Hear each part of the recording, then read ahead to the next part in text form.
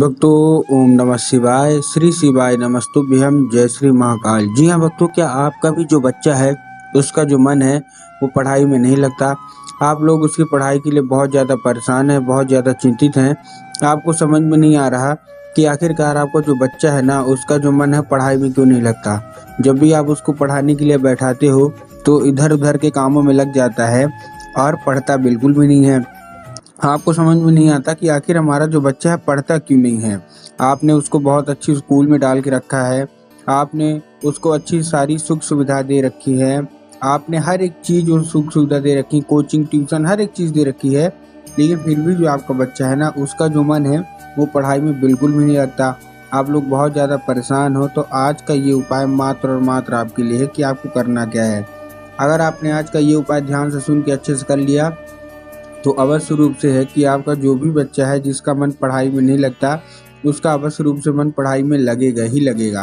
क्या करना है, कैसे करना है, पूरा आपको समझाने वाला हूँ, तो उपाय ध्यान से सुनिएगा, अच्छे से करिएगा। अगर आपने आज का ये उपाय ध्यान से सुन के अच्छे से कर लिया तो अवश्य रूप से है कि आपका जो भी बच्चा है ना जिसका मन पढ़ाई में नहीं लगता, अवश्य रूप से उसका जो मन है ना वो पढ़ाई की ओर लगेगा ही लगेगा। देखिए, पूज्य गुरुदेव की जो कथा होती है, जैसे कि आपको पता होगा कि पूज्य गुरुदेव की कथा में लाखों की भीड़ आती है। कैसे आती है? लाखों की भीड़ आती है। और जब गुरुदेव की कथा में लाखों की भीड़ आती है तो वहाँ जितने भी भक्त रहते हैं ज़्यादातर लोगों क्या करते हैं, पत्र के द्वारा अपनी मनोकामना गुरुदेव तक पहुँचाते हैं। तो अभी 7-8 महीना पहले की बात है, गुरुदेव की कथा चल रही थी और गुरुदेव की कथा में लाखों की भीड़ आई।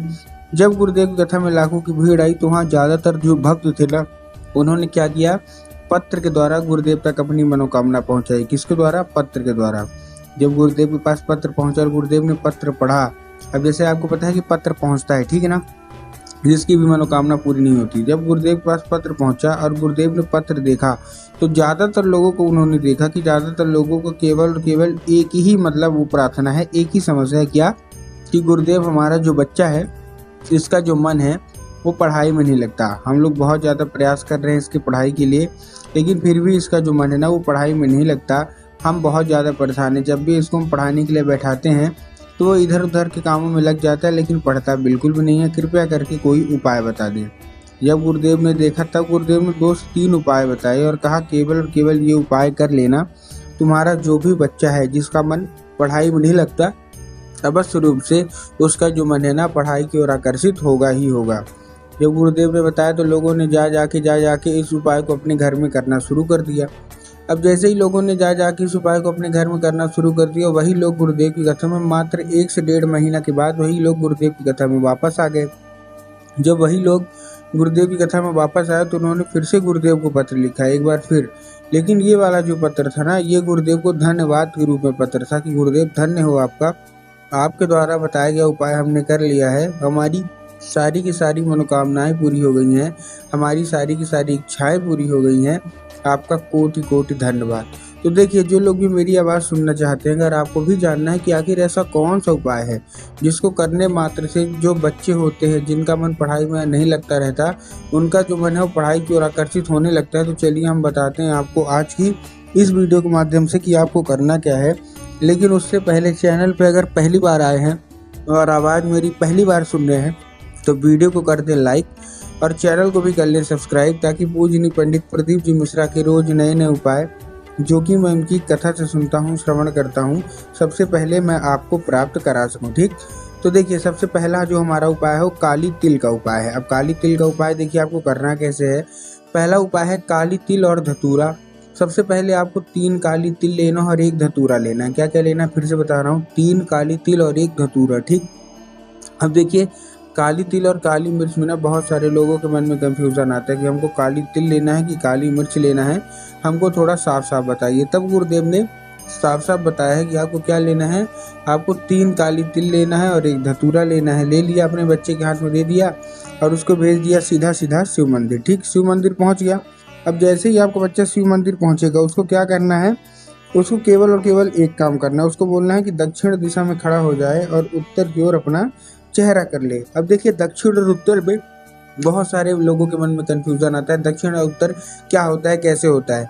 तब गुरुदेव ने साफ साफ बताया कि आप जिस भी शिव मंदिर जा रहे हो, शिव मंदिर के जिधर साइड जलाधारी रहेगा ना, आपको अपना चेहरा उधर साइड करके खड़े हो जाना है। ठीक, खड़े हो गए। खड़े होने के बाद आपको एक नाम लेके महादेव का सुंदर सा नाम है श्रम्भेश्वर महादेव। तो बस आपको श्रम्भेश्वर महादेव का नाम लेके उन्हीं का स्मरण करके आपको चुपचाप क्या कर देना है, आपको अर्पित कर देना है। पूज्य गुरुदेव कहते हैं कि अगर श्रम्भेश्वर महादेव की कृपा आपके ऊपर हो गई तो अवश्य रूप से आपका बच्चा पढ़ेगा ही पढ़ेगा। ये था हमारा पहला उपाय। अब जो हमारा दूसरा उपाय है, इसमें आपको देखिए करना क्या है। इस दूसरे उपाय में आपको जितने भी माता पिता है ना, ध्यान रखिएगा, आपको ये उपाय करना है। इस उपाय में आपको एक लाल फूल चाहिए। क्या चाहिए? केवल और केवल लाल फूल। लाल फूल आपने ले लिया। अब लाल फूल कौन सा होना चाहिए? गुलाब का हो, गुड़हल का हो, जो भी आपको पसंद हो वो चल जाएगा। बस कहीं से मुरझाया हुआ नहीं होना चाहिए, कहीं से भी खंडित नहीं होना चाहिए। ठीक, ले लिया। लेने के बाद सबसे अच्छी बात इस उपाय की क्या है कि इस उपाय को आप आपको घर में कर सकते हैं। आपको कहीं और जाने की ज़रूरत नहीं है, आप अपने घर में इस उपाय को कर सकते हैं। ठीक, अब उपाय करेंगे कैसे?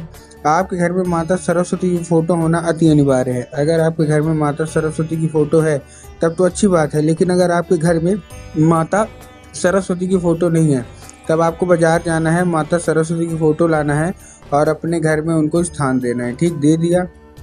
देने के बाद आपको करना क्या है, शाम के वक्त जब आपके घर में पूजा पाठ होती है तो आपको लाल फूल माता को अर्पित करना है और माता से उसको औषधि के रूप में मांगना है कि माता इस फूल को कृपया करके हमको औषधि के रूप में प्रदान करिए। हमारा जो बच्चा है उसका मन पढ़ाई में नहीं लगता।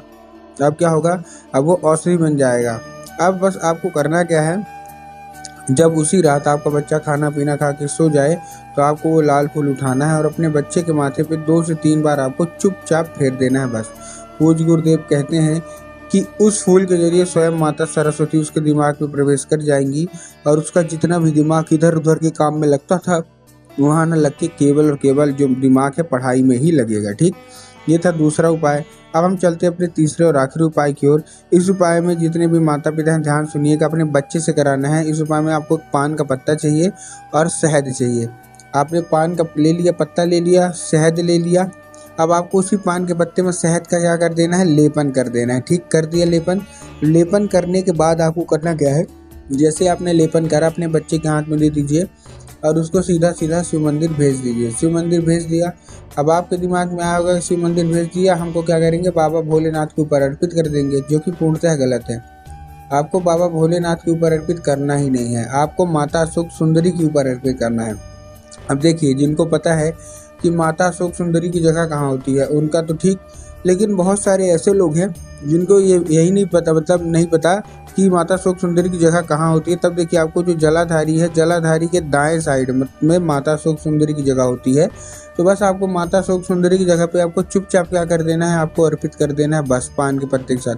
पूज्य गुरुदेव कहते हैं कि बस अगर माता अशोक सुंदरी अगर प्रसन्न हो गई ना तो आपका जो बच्चा है बस रूप से पढ़ेगा ही पढ़ेगा। तो उम्मीद करता हूँ आज के जितने भी उपाय मैंने आपको बताए सारे के सारे समझ में आ गए होंगे।